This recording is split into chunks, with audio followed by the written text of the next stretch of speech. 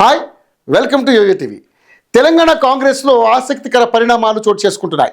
2023 ఎన్నికల్లో గులాబీ పార్టీలో గెలిచి ఆ తర్వాత సీఎం రేవంత్ రెడ్డి సమక్షంలో 10 మంది నేతలు అధికార పార్టీ కాంగ్రెస్లో చేరిపోయారు. ఇది తెలంగాణ రాజకీయ వర్గాల్లో చర్చనీయాంశంగా మారింది. బీఆర్ఎస్ వర్కింగ్ ప్రెసిడెంట్ కేటీఆర్ సుప్రీంకోర్టులో పిటిషన్ వేసిన సంగతి తెలిసిందే. అయితే ఈ కేసుపై వాదనలు జరుగుతున్నాయి.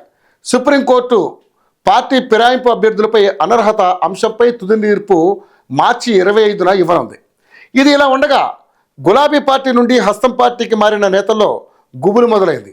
సుప్రీంకోర్టు బీఆర్ఎస్ పార్టీకి అనుకూలంగా తీర్పు ఇస్తే మా గతేంటి అని కంగారు పడుతున్నారట. కాంగ్రెస్ పార్టీలో కొనసాగాలా లేదా మళ్ళీ తమ సొంత గూటికి వెళ్లాలా అంటూ వారిలో వారు మదనపడిపోతున్నారు. ఇలా వారు ఏం చేయాలో తెలియక తమ కార్యకర్తల సమావేశాల్లో తమ మనసులోని మాటని బయట పెడుతున్నారట. తాజాగా పటాన్చెరు ఎమ్మెల్యే గూడెం మహిపాల్ రెడ్డి తాజాగా మాట్లాడిన ఒక వీడియో నెట్టింట వైరల్ అవుతుండటంతో త్వరలో గూడెం కారు ఎక్కడం ఖాయమని వార్తలు వినబడుతున్నాయి.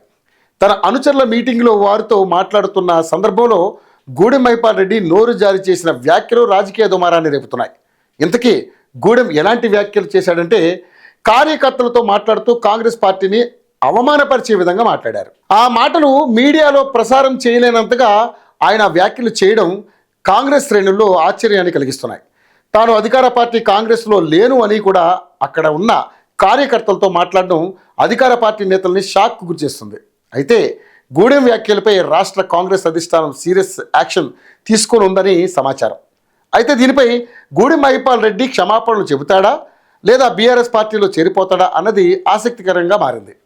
ఎప్పుడైతే తమ అనర్హత అంశం సుప్రీంకోర్టు పరిధికి వెళ్ళిందో అప్పటి నుండి పటాన్చెరు ఎమ్మెల్యే గూడెం తన రాజకీయ భవిష్యత్తు గురించి ప్రస్తావిస్తూ తన అనుచర వర్గంతో తర్జన భర్జన పడుతున్నట్లుగా సమాచారం.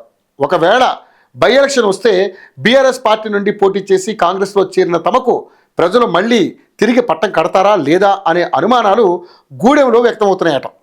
ఇలా పార్టీ మారి ప్రస్తుతం ఎక్కువగా భయపడుతున్న నేతల్లో ప్రధానంగా పటాన్చెరు ఎమ్మెల్యే గూడెం మహిపాల్ రెడ్డి పేరు వినిపిస్తోంది.